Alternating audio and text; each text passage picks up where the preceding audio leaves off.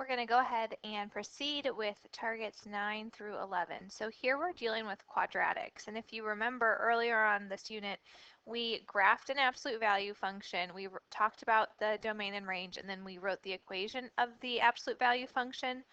And we're going to go through those same 3 steps, but just with quadratics this time.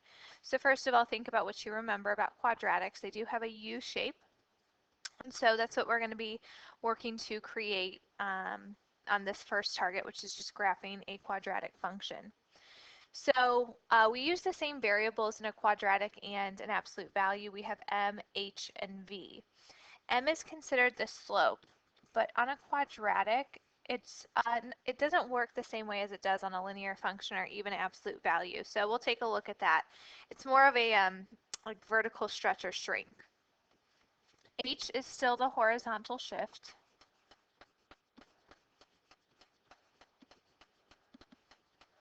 And it is always opposite. So if it says x plus 2, you're actually going negative 2 or to the left 2. And v is your vertical shift. We will find the vertex point, which would be the lowest or highest point of that U shape, and it is always at the point HV. So our parent function for a quadratic, it starts at 0, 0, and then we create a U shape. Oops. Let's get rid of that. So it creates a U shape. So I'm going to go up 1 over 1 in both directions, and then I'm going to go up 3 over 1 from those new points. And then you go up 5 over 1. So it's a 1, 3, 5 pattern, always going over 1. And I'm going to show you a few different ways that you can actually create these graphs. One way is through a table. And so I'm going to actually create a table, and normally we do a table before the graph, but I'm just going to take some points from the graph. So negative 2, 4, negative 1, 1, 0, 0, 1, 1, 2, 4. And this is what we call the parent function table for quadratic. And this can actually be really helpful whenever you are graphing a quadratic with transformations. So if we take a look at B, we have 2 pieces of information in the equation. H is inside the parentheses. Remember, it's always opposite. So it's actually 4, which means to the right 4. And then V is behind those parentheses. It's 3, and since that's the vertical shift, it means up 3. So what I'm going to do is I'm actually going to think about how does that affect x and y. So if we talk about right 4, that means I'm adding 4 to each of the x values. If I say up 3, that means I'm adding 3 to each of the y values. So I'm going to take a look at that parent function table that I created on A, and I'm going to add 4 to each of the x values. So negative 2 plus 4 is 2, negative 1 plus 4 is 3, and I'm going to continue working down that list. And then for the y values, I'm going to go ahead and add 3 to each of those. So that would be 4 plus 3 is 7, 1 plus 3 is 4, and then that would be 3, 4, and 7. And these are the points that I'm going to plot for my new graph. So starting with 2, 7, then 3, 4, and then 4, 3, 5, 4, and 6, 7. Oh my goodness, why does that keep happening?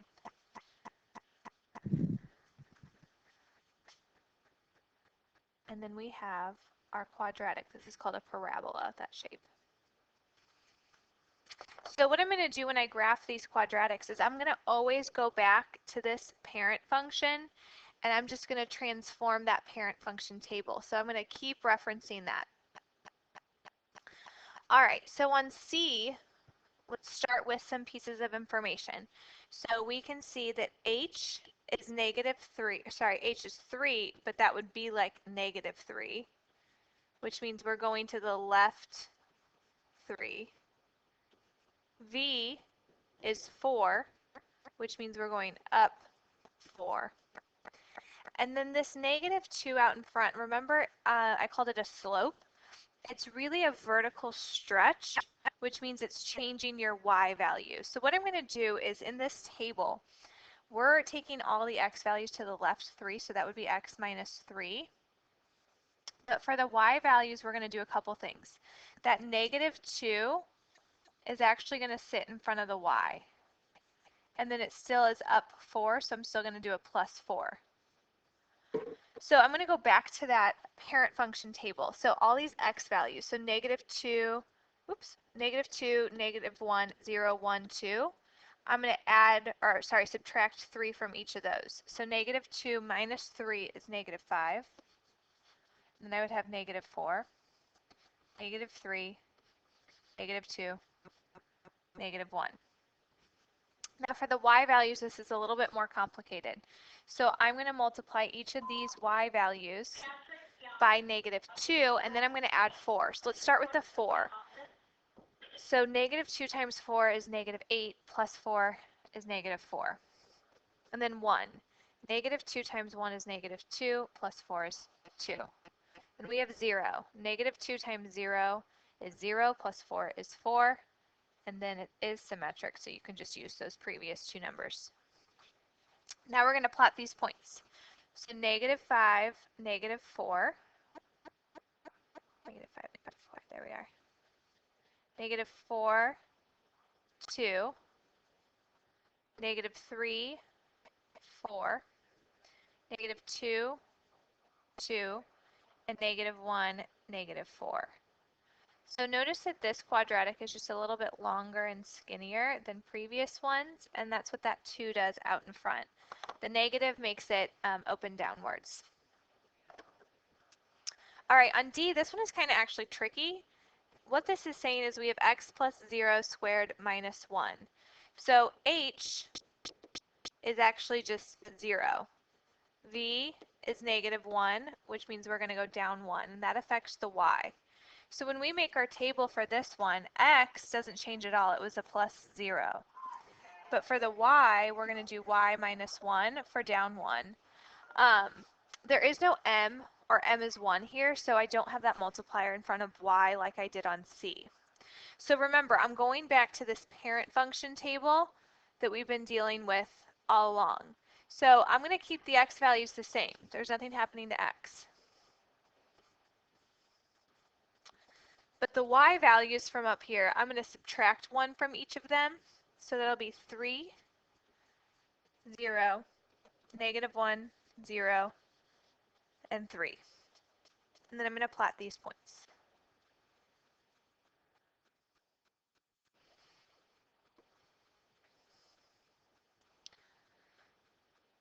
So really what the goal is here is you want to be able to identify what are the shifts that are happening, so horizontal and vertical shifts, the h and v help with that, and then determine if that affects x or y, and then remember that multiplier out in front always sits with the y.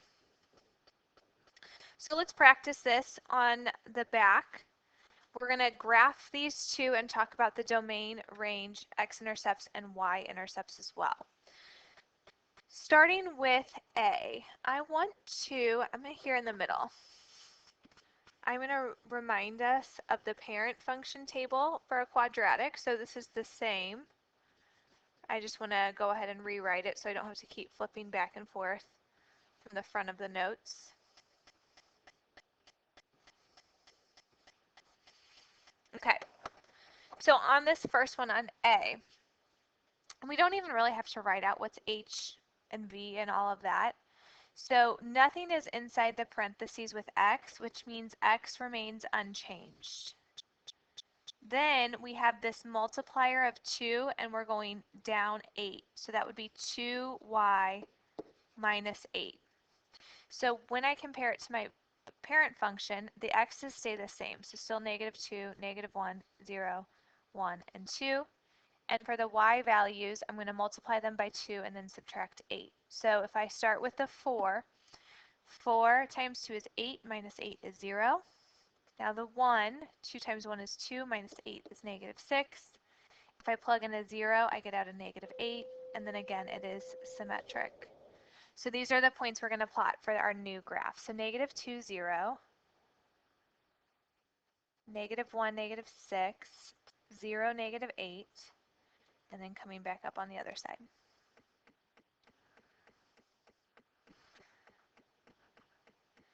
So that's just a review of target 9, the graphing, and target 10 is the domain, range, x-intercepts, and y-intercepts. So the domain, remember it's going left and right. So domain is x, left and right. I know these look like they're pointing up, but they also are pointing out a little bit. So a U shape continues to get wider and wider and wider, which means the domain is going to be all real numbers.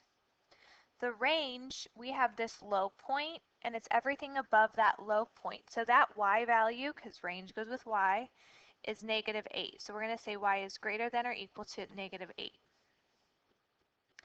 The x-intercepts we can see on the graph are at negative 2 and positive 2, so remember to write those as points. And then the y-intercept is actually the vertex at 0, negative 8. All right, so let's do the same process, or a similar process at least, on B. B has a little bit more going on. So we have that 1/2 in front, so that's going to be the multiplier on y. Inside parentheses, it says x minus 4. So remember, that means we're actually going to do x plus 4. And then I mentioned that multiplier for y, the 1/2. And then we have a plus 1. So we're going up 1 as well. So going back to the parent function, starting with the first points, and so I'm going to start with the x values. So I'm going to add 4 to each of those x values. So negative 2 plus 4 is 2. Then I would get 3, 4, 5, 6. Now for the y values, I'm going to have to take half and then add 1. So starting with 4, half of that is 2 plus 1 is 3. Half of 1 is half plus 1 is 1.5. And then continuing down, I get 1, 1.5, and 3. And so I'm going to plot these points. 2, 3, 3, 1.5, 4, 1, and then going up the other side. Okay. So here's my parabola. It's a little bit wider because of that 1/2. The domain, so again, think left to right. In this graph, it's a little bit easier to see because the arrows are actually pointing outwards a little bit. It's going to go forever to the left and right. The range, the very lowest point is that value at 1. So y is greater than or equal to 1. Make sure you look at the y value, not the x value. There are no x-intercepts. It's never going to cross the x-axis. And the y-intercept, I actually haven't graphed here. I graphed and it quite reach it. And so I just want to remind you, you can also solve for the y-intercept by plugging in 0 for x. So I'm going to do my work here at the bottom of the graph. I'm going back to that original equation and I'm going to plug in a 0 for x. And when I do that, I'm getting 16 inside parentheses when I square it. Half of that is 8 plus 1 is 9. So 0, 9 will be the y-intercept. And that seems logical because if I think about that point up here, that graph could definitely go in that direction and does go in that direction. So that's targets 9 and 10. So again, the graphing is target 9, and then the information we just talked about was target 10. So the last thing that we're going to do is target 11. We're going to write the equation of a quadratic in vertex form. This does take a little bit more work than when we were writing the equation of an absolute value function, and the problem is this m value can be really tricky to find on some graphs. So I'm going to show you the way that always works, and then if you can come up with a shortcut that works for all problems, you can use that as well. So we need to ultimately know what h, v, and m are. So if you know where your vertex is, that vertex is always at HV. So that's at 5, 1. Got that down. Now the problem is because it doesn't have a constant rate of change, like our absolute value or our linear functions, we have to actually solve for m. So what I'm going to choose to do is use h and v, and I'm going to plug them into the equation. So y equals m times x, flipping the sign, so minus 5 squared plus 1. Then what I'm going to do is pick another point that's on our graph, and it's got to be a whole point. So I'm going to choose, and you can choose any point, I'm going to choose 7, 5. So 7 is x and 5 is y. So I'm going to plug that in for our x and our y values. So 5 is y, and then 7 is x.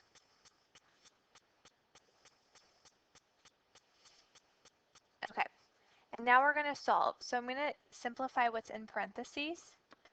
So that would be 2. 2 squared is 4. And now this is a much easier equation to solve. So if I subtract 1, I get 4 equals 4m. So we can see m is 1. So going back up to our information we needed, m is 1. So now we can write our vertex form. Y equals m is 1. So we could put it there, but we don't even have to do that. H, we're flipping the sign, squared plus v. And that's our final answer here. But it did take quite a bit of work to be able to solve for m. We're going to do the same thing over here on b. So again, we need to know what h, why does it keep doing that?